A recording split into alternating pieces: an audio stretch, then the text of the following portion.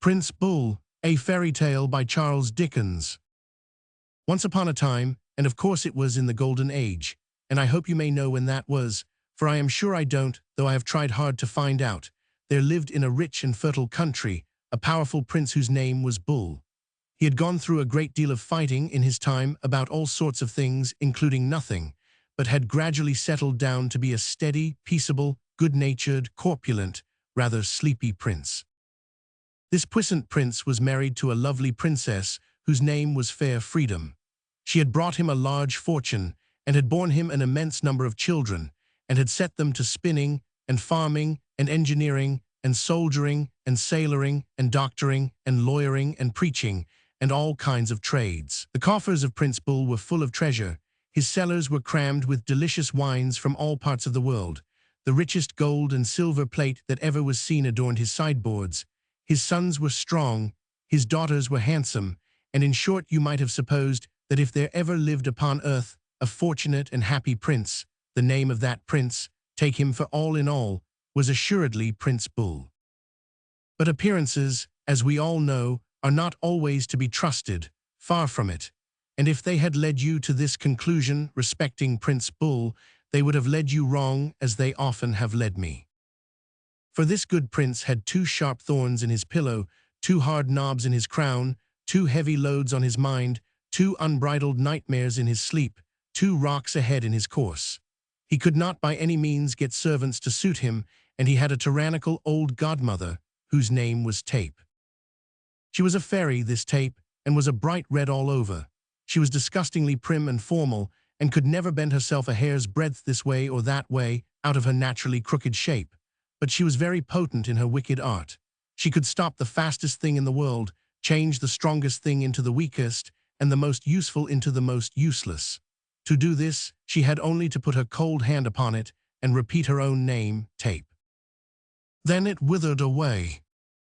At the court of Prince Bull, at least I don't mean literally at his court, because he was a very genteel prince, and readily yielded to his godmother when she always reserved that for his hereditary lords and ladies.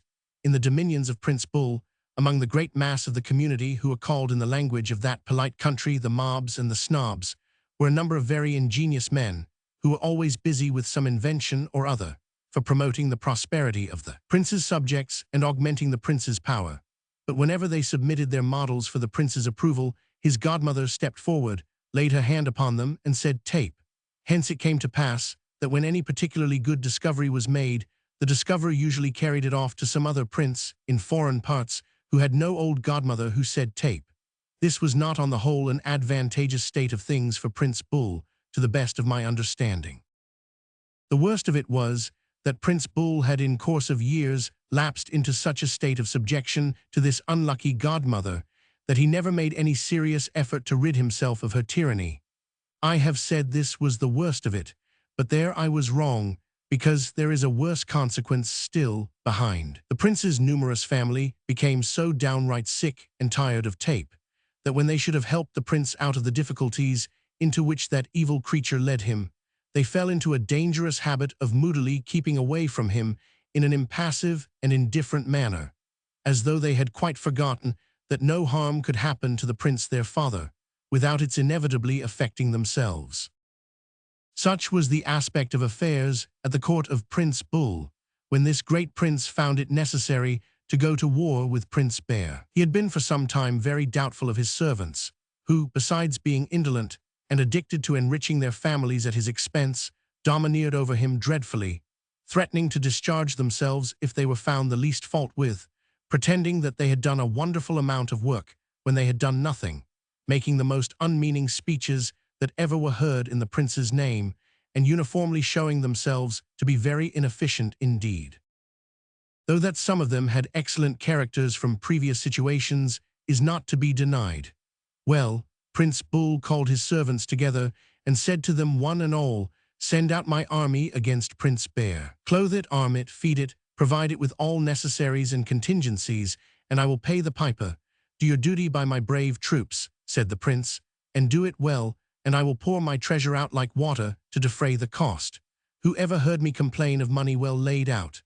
Which indeed he had reason for saying, inasmuch as he was well known to be a truly generous and munificent prince. When the servants heard those words, they sent out the army against Prince Bear, and they set the army tailors to work, and the army provision merchants, and the makers of guns both great and small, and the gunpowder makers, and the makers of ball, shell, and shot. And they bought up all manner of stores and ships, without troubling their heads about the price, and appeared to be so busy that the good prince rubbed his hands, and using a favorite expression of his, said, "It's all right." But while they were thus employed, the prince's godmother, who was a great favorite with those servants, looked in upon them continually all day long, and whenever she popped in her head at the door said, "How do you do, my children? What are you doing here? Official business, godmother." "Oh ho," says this wicked fairy. Tape, and then the business all went wrong, whatever it was, and the servants' heads became so addled and muddled that they thought they were doing wonders. Now this was very bad conduct on the part of the vicious old nuisance, and she ought to have been strangled even if she had stopped here. But she didn't stop here, as you shall learn. For a number of the prince's subjects, being very fond of the prince's army, who were the bravest of men, assembled together and provided all manner of eatables and drinkables, and books to read, and clothes to wear, and tobacco to smoke, and candies to burn, and nailed them up in great packing cases, and put them aboard a great many ships, to be carried out to that brave army in the cold and inclement country where they were fighting Prince Bear. Then up comes this wicked fairy as the ships were weighing anchor, and says, "How do you do, my children? What are you doing here?" "We are going with all these comforts to the army, godmother." "Oh ho," says she, "a pleasant voyage, my darlings." Tape. And from that time forth, those enchanting ships went sailing, against wind and tide and rhyme and reason, round and round the world, and whenever they touched at any port were ordered off immediately, and could never deliver their cargoes anywhere. This, again, was very bad conduct on the part of the vicious old nuisance, and she ought to have been strangled for it if she had done nothing worse. But she 999 something worse still, as you shall learn. For she got astride of an official broomstick, and muttered as a spell these two sentences, "On Her Majesty's service, and I have the honor to be, sir, your most obedient servant," and presently alighted in the cold and inclement country where the army of Prince Bull were encamped to fight the army of Prince Bear. On the seashore of that country she found piled together a number of houses for the army to live in, and a quantity of provisions for the army to live upon, and a quantity of clothes for the army to wear. While, sitting in the mud gazing at them, were a group of officers as red to look at as the wicked old woman herself. So she said to one of them, "Who are you, my darling, and how do you do?" "I am the Quartermaster General's department, godmother, and I am pretty well." Then she said to another, "Who are you, my darling, and how do you do?" "I am the Commissariat Department, godmother, and I am pretty well." Then she said to another, "Who are you, my darling, and how do you do?" "I am the head of the Medical Department, godmother, and I am pretty well." Then she said to some gentlemen scented with lavender, who kept themselves at a great distance from the rest, "And who are you, my pretty pets, and how do you do?" And they answered, "We are the Ostaffa Department, godmother, and we are very well indeed." "I am delighted to see you all, my beauties," says this wicked old fairy. Tape. Upon that, the houses, clothes, and provisions all mouldered away, and the soldiers who were sound fell sick, and the soldiers who were sick died miserably, and the noble army of Prince Bull perished. When the dismal news of his great loss was carried to the prince, he suspected his godmother very much indeed, but he knew that his servants must have kept company with the malicious beldame, and must have given way to her, and therefore he resolved to turn those servants out of their places. So he called to him a roebuck who had the gift of speech, and he said, "Good roebuck, tell them they must go." So the good roebuck delivered his message, so like a man that you might have supposed him to be nothing but a man, and they were turned out, but not without warning, for that they had had a long time. And now comes the most extraordinary part of the history of this prince. When he had turned out those servants, of course he wanted others. What was his astonishment to find that in all his dominions, which contained no less than 27 millions of people, there were not above 25 servants altogether. They were so lofty about it, too, that instead of discussing whether they should hire themselves as servants to Prince Bull, they turned things topsy-turvy, and considered whether as a favor they should hire Prince Bull to be their master. While they were arguing this point among themselves quite at their leisure, the wicked old red fairy was incessantly going up and down, knocking at the doors of 12 of the oldest of the 25, who were the oldest inhabitants in all that country, and whose united ages amounted to 1,000, saying, "Will you hire Prince Bull for your master? Will you hire Prince Bull for your master?" To which one answered, "I will if next door will," and another, "I won't if over the way does," and another, "I can't if he, she, or they might, could, would, or should." And all this time Prince Bull's affairs were going to rack and ruin.